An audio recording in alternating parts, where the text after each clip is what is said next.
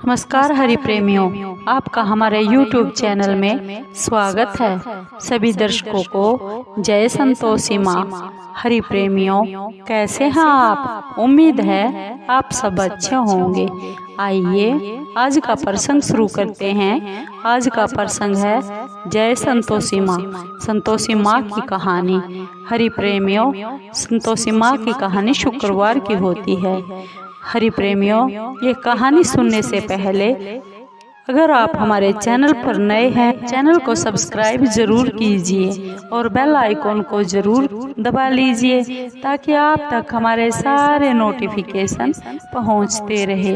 हरि प्रेमियों, आपका एक भी सब्सक्राइब हमारे लिए बेहद मायने रखता है। आइए संतोषी माँ की शुक्रवार की कथा शुरू करते हैं।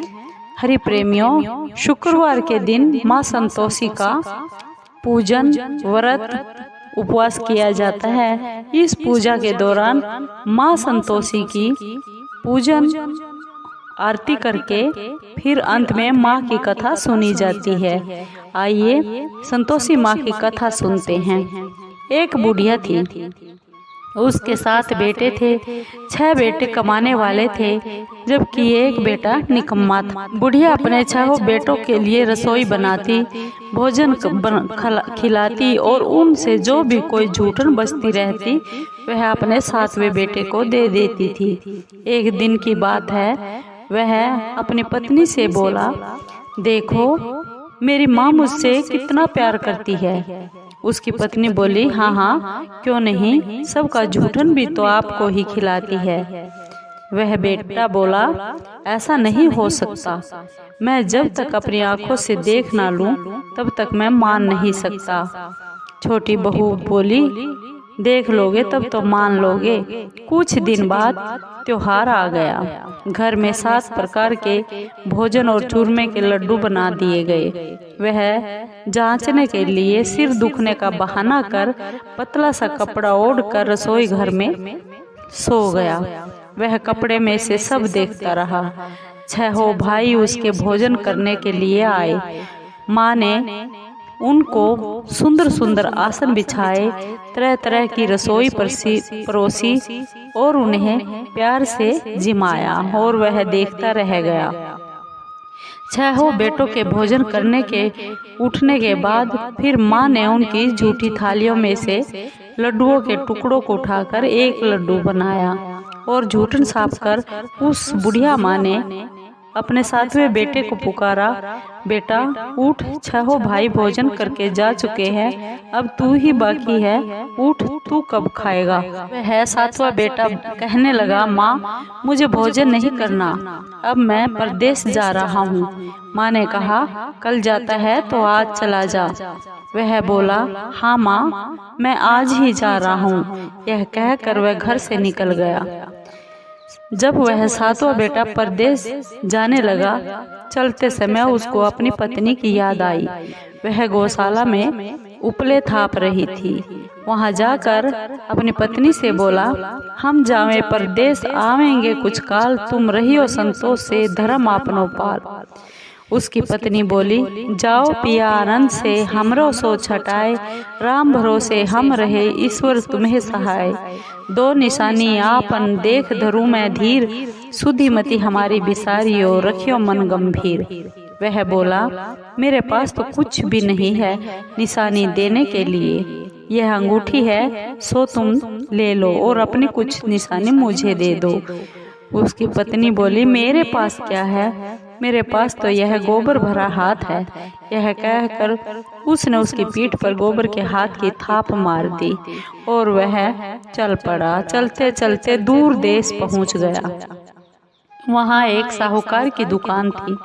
वहाँ पर वह जाकर कहने लगा, भाई मुझे नौकरी पर रख लो। साहूकार को नौकर की जरूरत थी। बोला, रह जा। लड़के ने पूछा, तनख्वाह क्या दोगे? साहूकार ने कहा, काम देखकर दाम मिलेंगे। साहूकार की नौकरी मिल गई। वह सुबह 7 बजे से 10 बजे तक नौकरी करने लगा और कुछ दिनों में इस दुकान का सारा हिसाब किताब, लेन देन, ग्राहकों का माल बेचना, सारा काम करने लगा। साहूकार के 7-8 नौकर थे, वे सब चक्कर खाने लगे। यह तो बहुत ही होशियार बन गया है। सेठ ने भी उसका काम देखा और 3 महीने में ही उसे आधे मुनाफे का अपना हिस्सेदार बना लिया। वह कुछ वर्ष में ही नामी सेठ बन गया और मालिक सारा कारोबार उस पर छोड़कर चला गया।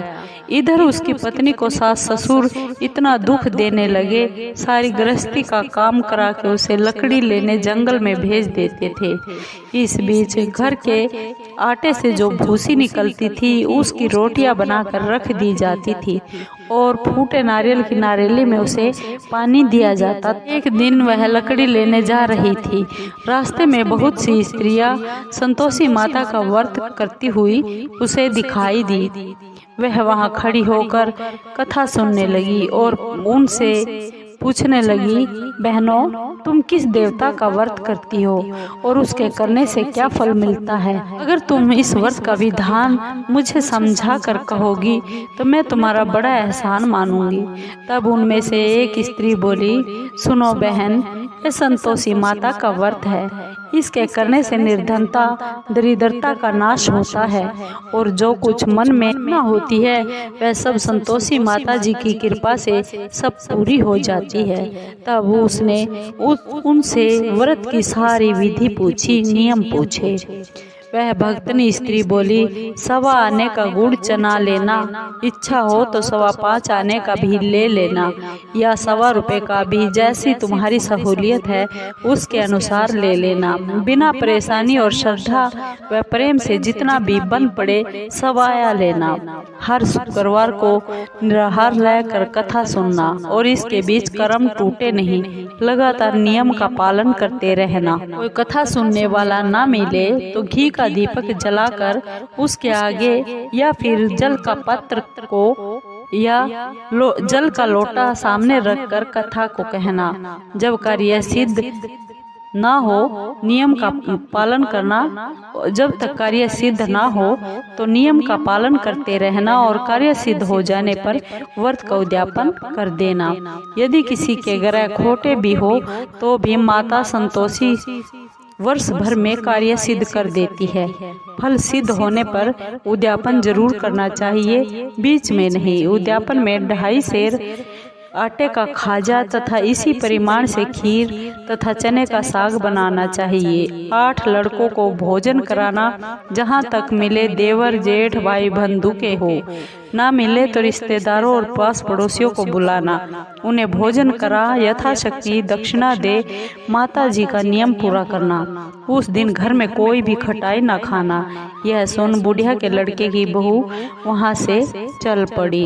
रास्ते में लकड़ी के बोझ को बेच दिया और उन पैसों से गुड़ और चना लेकर माता के व्रत की तैयारी कर आगे चल पड़ी और सामने मंदिर देखकर पूछने लगी, यह मंदिर किसका है? सब कहने लगे, यह मंदिर माँ संतोषी का है। यह सुनकर माता के मंदिर में जाकर चरणों में लौट पड़ी और दिन हो विनती करने लगी, माँ, मैं निपट अज्ञानी हूँ, व्रत के कुछ भी नियम नहीं जानती, मैं बहुत दुखी हूँ। हे माता, हे जगत जननी, मेरा दुख दूर कीजिए, मैं तेरी शरण में हूँ। माता को उस पर दया आ गई। एक शुक्रवार बीता कि दूसरे को उसके पति का पत्र आ गया और तीसरे शुक्रवार को उसका भेजा हुआ पैसा आ गया। यह देख जेठ और जिठानी मुंह सिकोड़ने लगे। लड़के ताने देने लगे, काकी के पास पत्र आने लगे हैं, अब तो रुपया आने लगा है, अब तो काकी की खातिर बढ़ेगी। बेचारी सरलता से कहती, भैया कागज आवे या रुपया आवे, हम सब के लिए अच्छा है। ऐसा कहकर आंखों में आंसू भरकर माँ संतोषी के मंदिर में आ मातेश्वरी के चरणों में गिरकर रोने लगी। माँ, मैंने तुमसे पैसा कब मांगा है? मुझे पैसे से क्या काम है? मुझे तो मेरे सुहाग से काम है। मैं तो अपने स्वामी के दर्शन चाहती हूँ। तो माँ ने प्रसन्न होकर कहा, जा बेटी, तेरा स्वामी आएगा, तेरा सुहाग आएगा। यह सुनकर खुशी से बावली होकर वह घर में जाकर काम करने लगी। अब संतोषी माँ विचार करने लगी, इस भोली पुत्री को मैंने कह तो दिया कि तेरा पति आएगा, लेकिन आएगा कहाँ से? वह तो इसे स्वप्न में भी याद नहीं करता। उसे याद दिलाने के लिए तो मुझे ही जाना पड़ेगा। इस तरह माता जी संतोषी माँ ने उस बुढ़िया के बेटे के पास जा स्वप्न में प्रकट होकर कहने लगी, साहूकार के बेटे सो रहा है या जाग रहा है? वह कहने लगा, माँ सोता भी नहीं और जागता भी नहीं हूँ, कहिए क्या आज्ञा है? माँ कहने लगी, तेरे घर बार कुछ है कि नहीं? वह बोला, मेरे पास सब कुछ है, माँ है, बाप है और बहू है। माँ क्या कमी है मेरे पास? माँ बोली, भोले पुत्र तेरी बहू घोर कष्ट उठा रही है, तेरे माँ बाप उसे बहुत परेशानी दे रहे हैं, वह तेरे दर्शन के लिए तरस रही है, तू उसकी सुध ले। वह बोला, हाँ माता जी यह तो मुझे मालूम है, परंतु मैं जाऊं कैसे? परदेश की बात है, लेन देन का कोई हिसाब नहीं, कोई जाने का रास्ता नहीं नजर आता, कैसे मैं चला जाऊं? माँ कहने लगी, मेरी बात मान, सवेरे नहा धोकर संतोषी माँ का नाम ले, घी का दीपक जलाकर दंडवत कर दुकान पर जा बैठ और देखते ही देखते सारा लेन देन चुक जाएगा, जमा का माल बिक जाएगा, सांझ होते होते धन का बहुत भारी ढेर लग जाएगा। अब बूढ़े की सपने की वह बात मानकर वह नहा धोकर संतोषी माता को दंडवत कर घी का दीपक जला दुकान पर जा बैठा। थोड़ी देर में देने वाले रुपया ला कर देने लगे और लेने वाले अपना हिसाब लेने लगे। कोठे में भरे सामान के खरीदार नकद दाम दे सौदा करने लगे। शाम तक धन का भारी ढेर लग गया। मन में माता का नाम ले चमत्कार देख प्रसन्न होकर घर ले जाने के वास्ते गहना कपड़ा सामान खरीदने लगा। यहाँ काम से निपट वह तुरंत घर को रवाना हो गया। उधर उसकी पत्नी जंगल में लकड़ियाँ लेने जाती है और लौटते वक्त माता जी के मंदिर में विश्राम करती है। वह तो उसके प्रतिदिन रुकने का जो स्थान ठहरा। धूल उड़ती हुई देख वह माँ से पूछती है, हे माता ये धूल कैसे उड़ रही है? माता ने कहा, हे पुत्री तेरा पति आ रहा है, अब तू ऐसा कर लकड़ियों के 3 बोझ बना ले, एक नदी के किनारे रख, दूसरा मेरे मंदिर, तीसरा अपने सिर पर रख ले। तेरे पति को लकड़ियों का गट्ठर देखकर मोह पैदा होगा, वह यहाँ रुकेगा, नाश्ता और पानी खाकर माँ से मिलने जाएगा। तब तू लकड़ियों का बोझ उठाकर जाना और चौक में गट्ठर डालकर जोर से आवाज लगाना, लो सासू जी लकड़ियों का गट्ठर लो, भूसी की रोटी दो, नारियल के खोपड़े में पानी दो, आज मेहमान कौन आया है? माता जी से बहुत अच्छा कहकर वह प्रसन्न मन से लकड़ियों के 3 गट्ठर बनाती है, एक नदी के किनारे पर और एक माता जी के मंदिर पर रखा। इतने में वह मुसाफिर आ पहुंचा। सूखी लकड़ियां देखकर उसकी इच्छा उत्पन्न हुई कि हम यहीं पर विश्राम करते हैं और यहीं पर भोजन पानी बनाकर खा पी कर फिर गांव जाएंगे। इस तरह रुककर भोजन बनाया, विश्राम करके वह गांव को गया। सबसे बड़े प्रेम से मिला। उसी समय सिर पर लकड़ी का गट्ठर लिए वह उतावली सी आती है। लकड़ियों का भारी बोझ आंगन में डालकर जोर से 3 आवाजें लगाती है, लो सासू जी लकड़ियों का गट्ठर लो, भूसी की रोटी दो, आज कौन मेहमान आया है, नारियल के खोपड़े में पानी दो। यह सुनकर उसकी सास बाहर आकर अपने दिए हुए कष्टों को भुलाने के लिए कहती है, बहू ऐसा नहीं कहते, तेरा मालिक ही तो आया है, आ बैठ, मीठा भात खा, कपड़े गहने पहन, भोजन कर। उसकी आवाज सुन उसका पति बाहर आता है। अंगूठी देखकर वह व्याकुल हो जाता है। माँ से पूछता है, माँ यह कौन है? माँ बोली, बेटा यह तेरी बहू है, जब से तू यहाँ से गया है तब से सारे गांव में भटकती फिरती है, घर का काम काज कुछ नहीं करती, दोपहर आकर खाना खा जाती है। वह बोला, ठीक है माँ, मैंने इसे भी देखा और तुम्हें भी देख लिया, अब दूसरे घर की चाबी दो, उसमें रहूंगा। माँ बोली, ठीक है बेटा, जैसी तेरी मर्जी वैसा कर। तब वह दूसरे मकान की 3री मंजिल का कमरा खोलकर सारा सारा सामान जमा लेता है। एक दिन में राजा के महल जैसा ठाठ बाट बन गया। अब क्या था, बहुत सुख भोगने लगी। इतने में शुक्रवार आ गया। शुक्रवार व्रत के उद्यापन में हुई भूल किया खटाई का इस्तेमाल उसने अपने पति से कहा, मुझे संतोषी माता के व्रत का उद्यापन करना है। पति बोला, खुशी से कर लो। वह उद्यापन की तैयारी करने लगी। जिठानी के लड़कों को भोजन के लिए कहने लगी। उन्होंने मंजूर कर लिया, परंतु पीछे से जिठानी ने अपने बच्चों को सिखा दिया कि देखो, भोजन के समय खटाई जरूर मांगना, जिससे उसका उद्यापन पूरा ना हो। लड़के जीवने के लिए आ गए और खीर और खाना पेट भर कर खा लिया, परंतु बाद में खाते ही कहने लगे, हमें खटाई दो, खीर खाना हमको नहीं भाता, यह देखकर अरुचि होती है। वह कहने लगी, भाई, खटाई किसी को नहीं दी जाएगी, यह तो माँ संतोषी का प्रसाद है। लड़के उठकर खड़े हो गए और बोले, पैसा लाओ। भोली बहू कुछ भी नहीं जानती थी, उन्हें पैसे दे दिए। लड़के उसी समय हट करके इमली खटाई लेकर खाने लगे। यह देखकर बहू पर माताजी ने कोप किया। राजा के दूत उसके पति को पकड़ कर ले गए। जेठ और जेठानी मन माने वचन कहने लगे, लूट लूट कर धन इकट्ठा करके लाया है, अब सब मालूम पड़ जाएगा जब जेल की मार खाएगा। बहू से यह सब वचन सहन नहीं हुए। रोती हुई माताजी के मंदिर में गई और कहने लगी, हे माता, तुमने यह क्या कर दिया?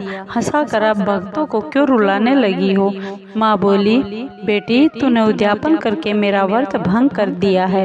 वह कहने लगी, माताजी, मैंने कुछ अपराध नहीं किया, मैंने तो भूल से लड़कों को पैसे दे दिए थे, मुझे क्षमा करो, मैं फिर तुम्हारा उद्यापन करूंगी। माँ बोली, अब भूल मत करना। वह कहती है, अब भूल नहीं होगी माँ, अब बतलाओ वे कैसे आएंगे? माँ बोली, जा पुत्री, तेरा पति तुझे रास्ते में आता मिलेगा। वह निकली, राह में पति उसे आता हुआ मिला। वह बोलने लगी, कहाँ गए थे? वह कहने लगा, इतना धन जो कमाया है उसका टैक्स राजा ने मांगा था, वह भरने गया था। वह प्रसन्न होकर बोली, भला हुआ, अब घर को चलो। कुछ दिन बाद फिर शुक्रवार आया। वह बोली, मुझे फिर से माता जी का उद्यापन करना है। पति ने कहा, करो। बहू फिर जेठ के लड़कों को भोजन के लिए कह कर आई। जेठानी ने एक दो बातें सुनाई और सब लड़कों को फिर से सिखाने लगी, तुम सब लोग पहले की तरह खटाई मांगना। लड़के भोजन से पहले कहने लगे, हमें खीर नहीं खानी, हमारा मन मचलता है, हमारा जी बिगड़ता है, कुछ खटाई खाने के लिए दे दो। वह बोली, खटाई किसी को भी नहीं मिलेगी, आना हो तो आओ। वह ब्राह्मण के लड़कों को लाकर भोजन कराने लगी और यथाशक्ति दक्षिणा देकर एक एक फल उन्हें दक्षिणा में दिया। माँ संतोषी बहुत प्रसन्न हो गई। ताकि कृपा से उसे 9वें मास में उसके घर चंद्रमा के समान सुंदर पुत्र प्राप्त हुआ। पुत्र को पाकर प्रतिदिन माता जी के मंदिर में वह जाने लगी। माँ ने सोचा, यह रोज आती है, आज क्यों न मैं इसके घर चलूं। विचार कर माता ने भयानक रूप बना लिया। गुड़ और चने से सना मुख, ऊपर सूंड के समान होठ, उस पर मक्खियां भिन भिन कर रही थी। देहली पर पैर रखते ही उसकी सास जोर से चिल्लाई, देखो रे, कोई चुड़ैल डाकिन चली आ रही है, लड़कों इसे भगाओ, नहीं तो यह हम सब को खा जाएगी। लड़के भगाने लगे, चिल्लाकर खिड़कियां बंद करने लगे। बहू रोशनदान में से देख रही थी, प्रसन्नता से पगली बंद चिल्लाने लगी, आज मेरी माताजी मेरे घर पर आई है। वह बच्चे को दूध पीने से हटाती है, इतने में सास का क्रोध फट पड़ता है। वह बोली, देखो क्या उतावली हुई है, बच्चे को भी पटक दिया। इतने में माँ के प्रताप से लड़के ही लड़के नजर आने लगे। वह बोली, माँ, मैं जिसका व्रत करती हूँ यह वही संतोषी माता है। सबने माता जी के चरण पकड़ लिए और विनती कर कहने लगे, हे माता, हम मूर्ख हैं, अज्ञानी हैं, तुम्हारे व्रत की विधि को हम नहीं जानते। व्रत भंग कर हमने तो आपका बड़ा अपराध किया है। हे जगत जननी माता, आप हमारा अपराध क्षमा कीजिए। इस प्रकार माता प्रसन्न हो गई। बहू को प्रसन्न हो, जैसा फल दिया वैसा माता सबको दे। जो पढ़े उसकी भी मनोकामना पूर्ण हो और जो सुने उसकी भी मनोकामना पूर्ण हो। बोलो संतोषी माता की जय। प्रेमियों, आपको ये माँ संतोषी की व्रत कथा कैसी लगी? अगर आपको अच्छी लगी हो तो प्लीज चैनल को सब्सक्राइब कीजिए, लाइक कीजिए, शेयर कीजिए और कमेंट जरूर कीजिए, क्योंकि आपके कमेंट का हमें बेसब्री से इंतजार रहता है। हरि प्रेमियों, जय संतोषी माँ।